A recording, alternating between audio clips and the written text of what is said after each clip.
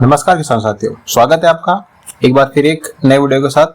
आज हम बात करने वाले हैं चने की खेती के ऊपर, क्योंकि पिछले वीडियो में मैंने आपको बता दिया था कि आपको चने में वैरायटियां कौन सी लगानी है, लेकिन मैं आपको फिर से एक बार इस वीडियो के माध्यम से बताने वाला हूं कि आपको वैरायटियों का चयन किस प्रकार मतलब किस पैमाने के आधार पर करना है। साथ में आज की इस वीडियो में आपसे बात करने वाला हूँ कि चने की खेती में शुरुआत से लेकर जब अपने खेत पर बोते हो तब तक आपको उसमें किन किन चीजों का ध्यान रखना है। साथ में आपको कौन कौन सी ऐसी चीजें जिनका आपको अच्छे से प्रबंधन अगर आप कर देते हो तो आपकी चने की फसल शुरुआत से लेकर आखिरी तक बिल्कुल अच्छी रहेगी और आपको उत्पादन भी बहुत अच्छा मिलने वाला है। तो साथियों, आप इस वीडियो में अंत तक बने रहना, क्योंकि मैं आपको इस वीडियो के अंत में एक और सीक्रेट बताने वाला हूं, जिससे कि आपकी चने की फसल में आप अगर छोटा चना बो रहे हो या फिर डालर जो बड़ा चना होता है वो दोनों में अगर दोनों चने बो रहे हो तो फिर आपका उत्पादन प्रति एकड़ से आपको 10 से लेकर 15 कुंटल प्रति एकड़ पर मिलने वाला है। तो इस वीडियो को आप अंत तक देखना, और अगर आप चैनल पर नए हो तो प्लीज पहले चैनल को सब्सक्राइब जरूर कर लें और वीडियो को अंत तक देखें, क्योंकि मैं आपको आज की इस वीडियो के माध्यम से चने की A to Z जानकारी देने वाला हूं कि आपको किस टाइम पर क्या क्या करना है, जिससे कि आपको और आगे कोई ऐसी समस्याओं का सामना नहीं करना पड़े। तो चलिए अपन शुरुआत करते हैं आज की इस वीडियो की। नमस्कार, मैं उपेंद्र पटेल और आप देख रहे हैं आपका ही अपना YouTube channel agri life changer. तो साथियों, जैसे कि मैंने आपको बताया है कि आज अपन बात करने वाले हैं चने की खेती के ऊपर। तो साथियों, अगर सबसे पहली बात करें वैरायटियों की, तो उसके ऊपर मैंने डेडिकेटेड वीडियो बनाया हुआ है। आप नीचे मैं लिंक में डाल दूंगा उसको, आप वहां पर जाकर देख सकते हो कि आपको वैरायटी का चयन कौन सी वैरायटी का चयन करना है। अब अपन बात कर लेते हैं कि आपको वैरायटी का चयन करने के बाद आप शुरुआत से लेकर आखिर तक क्या करना है। तो मैं आपको 3 से 4 चरणों में बताऊंगा। शुरुआत में कि आपको अपने खेत की तैयारी कैसे करनी है, बीज किस प्रकार लेना है, बीज का उपचार कैसे करना है, आपको उसमें फर्टिलाइजर और खाद कौन कौन से और किस किस मात्रा में लेना है। और इसके बाद अपन बात करेंगे कि आपको अपने खेत में सिंचाई किस प्रकार करना है, और अगर आपके पास सिंचाई के साधन किस किस प्रकार के हैं और आप कैसे उनको अपने खेत पर कम से लेकर अधिक सिंचाई में भी किस प्रकार चने का उत्पादन अच्छे तरीके से ले सकते हो। तो इस वीडियो को आप अंत तक देखना, क्योंकि आपके लिए वीडियो बहुत ही महत्वपूर्ण और इंटरेस्टिंग होने वाला है। साथियों, सबसे पहले अपन बात करेंगे कि खेत की तैयारी किस प्रकार करनी है। तो साथियों, अगर जैसे अभी का टाइम ऐसा है कि अभी बरसात का पानी जैसे गिरा हुआ है, अधिकतम खेतों में ज्यादा से ज्यादा नमी है और बहुत सारे भाई ये सोच रहे हैं कि इसी नमी का फायदा उठाकर पहले पानी की आवश्यकता नहीं पड़े और हमारे चने का अच्छे तरीके से अंकुरण हो जाए। तो साथियों, कोई दिक्कत नहीं, आप ऐसा भी कर सकते हो, लेकिन आपको 2 जुताई अवश्य करानी है, जिससे कि आपकी मिट्टी अच्छी थोड़ी सी भुरभुरी हो जाए। इससे ज्यादा नमी को आपको घाटा नहीं होने वाला है। लेकिन 1 से 2 जुताई करने के बाद अगर आप हेरो चलाते हो या फिर रोटेवेटर कर देते हो तो आपका खेत अच्छे तरीके से प्लेन हो जाएगा। उसके बाद आप आसानी से अपने खेत पर चने की बुआई आसानी से कर सकते हो। आप इसमें दोनों विधि का इस्तेमाल कर सकते हो। आप इसमें बेड के ऊपर भी बो सकते हो, और अगर आप पटले के माध्यम से नीचे बोना चाहते हो तो आप उसमें भी बो सकते हो। अब अपन बात करते हैं बीज दर की। साथियों, अब अपन बात करते हैं कि हमें चने का बीज दर किस प्रकार रखना है। मैं यहाँ पर आपको पर्टिकुलर एक प्रकार के बीज की नहीं बता रहा हूँ कि अगर आप छोटा चना बो रहे हो या फिर काबुली चना, छोटा जो लाल चना होता है वो हो, या फिर डालर चना जो बड़ा सफेद कलर का होता है वो हो, तो अपने को इसकी बीज दर को किस प्रकार मापना है। तो साथियों, अपने को करना क्या है, जो आपने बीज लिया है अपने को उसमें से कहीं से भी एक मुट्ठी भर के उठा लेना है, उसके 100 दाने अलग कर लेना है, फिर उनका अपने को वेट करना है। अगर उसका वेट 40 ग्राम आ रहा है तो फिर आपको प्रति एकड़ पर 40 किलो बीज का इस्तेमाल करना है।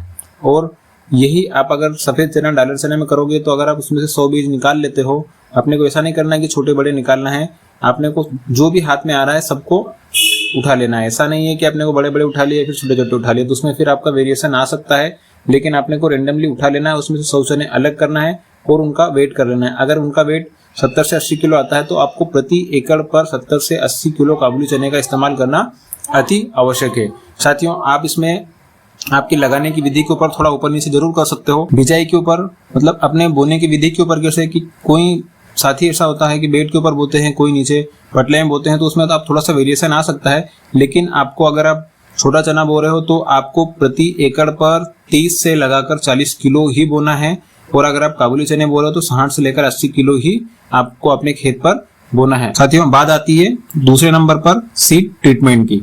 तो साथियों, चने की खेती में सबसे इम्पोर्टेंट जो एक रोल अदा करता है वो है सीड ट्रीटमेंट। क्योंकि अगर आप शुरुआत में सीड ट्रीटमेंट कर देते हो तो चने में जो भी जितनी भी बीमारियां लगती है उसका आप 80% यहीं पर कंट्रोल कर सकते हो। क्योंकि चने में आपने देखा होगा कि फंगस से लगाकर बहुत सारी ऐसी बीमारियां हैं जो आपको बहुत ज्यादा घाटा दे सकती है। तो आपको चने की खेती में सबसे इम्पोर्टेंट है कि आपको एक बार आपने सीड का ट्रीटमेंट करना बहुत आवश्यक है। साथियों, बात करें कि अपने को इसमें ट्रीटमेंट किस प्रकार करना है, तो अब दोनों चने हैं, ये छोटे चना हो या फिर बड़ा चना, दोनों चनों को अपने को एक ही दवाई है उनसे आपको ट्रीटमेंट करना है। साथियों, आपने बहुत सारी वीडियो में अलग अलग देखे होंगे, लेकिन मैं अपना खुद का एक्सपीरियंस बता रहा हूँ कि आपको किस प्रकार और कौन कौन सी दवाइयों का इस्तेमाल करना है। तो साथियों, सबसे पहले नंबर पर अपन बात करने वाले हैं कि आपने इसको M45 का इस्तेमाल करना है। इसमें आपको सारी चीजें लिक्विड लेनी है, और अगर नहीं तो फिर आपको पाउडर फॉर्म में। तो साथियों, इसमें अपने को M45 का इस्तेमाल करना है प्रति किलो पर। अगर आप इसका इस्तेमाल करते हो तो कोई से भी फंगिसाइड हो या इंसेक्टिसाइड हो, आपको प्रति किलो पर इसमें आपको 1 से लगाकर 2.5 ml या 2.5 ग्राम का ही इस्तेमाल करना है। इससे ज्यादा आपको इस्तेमाल बिल्कुल भी नहीं करना है।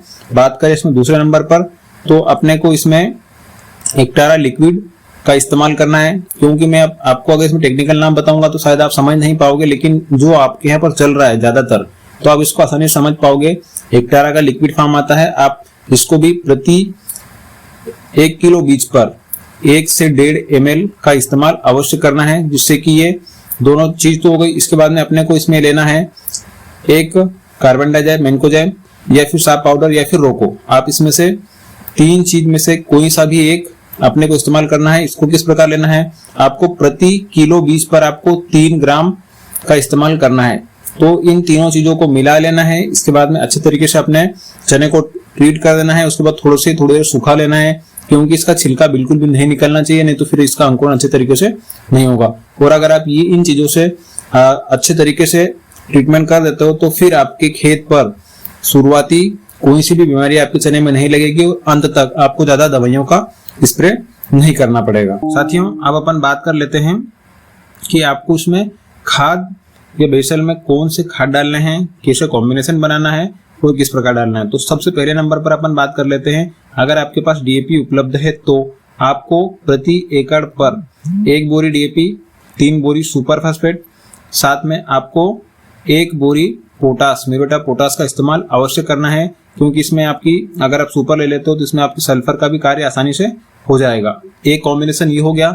उसके बाद में अगर आप ये आपके पास पर्याप्त नहीं है तो आप इसमें सिंगल सुपर फास्फेट का भी इस्तेमाल कर सकते हो। फिर आपको उसके साथ में लेना पड़ेगा आधी बोरी या फिर 25 किलो यूरिया, और साथ में फिर आपको इसमें करीब 30 से 35 किलो म्यूरेट ऑफ पोटास का इस्तेमाल करना है। तो ये 2 कॉम्बिनेशन आपके हो गए। और अगर आपके पास ये चीजें भी उपलब्ध नहीं है तो फिर आपको इसमें क्या करना है, आपको इसमें सिर्फ 1 बोरी DAP, 3 बोरी सुपर फास्फेट और आप यूरिया का इस्तेमाल तीनों चीज, और इसके साथ में आपको 15 से 20 किलो म्यूरेट ऑफ पोटास का इस्तेमाल करना है। तो ये आपके 3 कॉम्बिनेशन हो गए।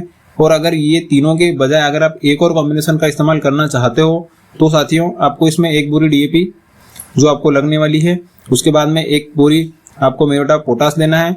साथ में अगर आपके पास सल्फर है उपलब्ध तो आपको दानेदार सल्फर प्रति एकड़ पर 10 किलो का इस्तेमाल कर लेना है। तो ये कॉम्बिनेशन भी आपको अपने खेत पर आसानी से बहुत अच्छा उत्पादन दे सकते हैं। क्योंकि लेकिन इसमें सबसे बड़ी दिक्कत ये है कि फिर आपको बाद में इसमें आपको म्यूरेट ऑफ पोटास की आवश्यकता बाद में पड़ने वाली है।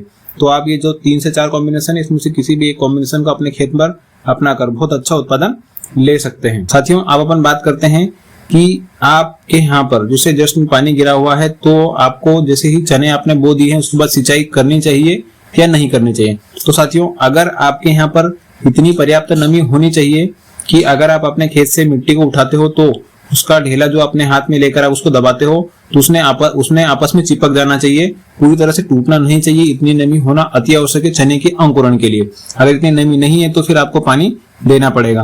और खासकर अगर आप डालर चना या काबुली चने बो रहे हैं तो फिर आपको इसमें शुरुआत में तो पानी की अति ज्यादा आवश्यकता पड़ने वाली है।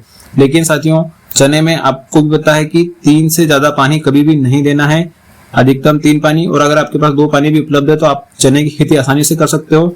लेकिन अगर अभी आपके खेत पर अच्छी नमी है तो आपका चना पहले पानी की आपको आवश्यकता नहीं पड़ेगी, अंकुरण हो जाएगा। फिर बस आप बाद में एक पानी और दे दीजिए और आपके चने की अच्छे तरीके से फसल उगने वाली है। तो साथियों, ये था आज के चने की फसल के ऊपर वीडियो। अगर आपको ये जानकारी अच्छी लगी है तो प्लीज अपने दोस्तों में शेयर जरूर करें, वीडियो को लाइक करें, साथ में चैनल को सब्सक्राइब करना बिल्कुल ना भूलें। और अंत में जो मैंने आपको कहा था कि मैं आपको एक सीक्रेट बताने वाला हूं साथियों, ये आप एक पॉइंट भी है और सीक्रेट भी, कि अगर आपके खेत में पर्याप्त नमी है और आप अगर चने बो रहे हो तो बहुत सारे किसान साथियों के मन में ये है कि अभी उसमें खरपतवार नाशक का इस्तेमाल करना है या नहीं करना है, वीडिसाइड का इस्तेमाल करना है या नहीं करना है। तो साथियों, अगर आपके यहाँ पर पर्याप्त नमी है और आपने उसके बाद 2 जुताई कर दी है तो फिर आप अगर नहीं भी डालोगे तब भी चल जाएगा। लेकिन मेरा सजेशन आपसे यही है कि आप फिर भी बीज बोने के जस्ट बाद में अगर पर्याप्त नमी है तो आपको एक बार वीडिसाइड का इस्तेमाल करना बहुत आवश्यक है, क्योंकि इससे आपका खर्च काफ़ी कम हो जाएगा। क्योंकि बाद में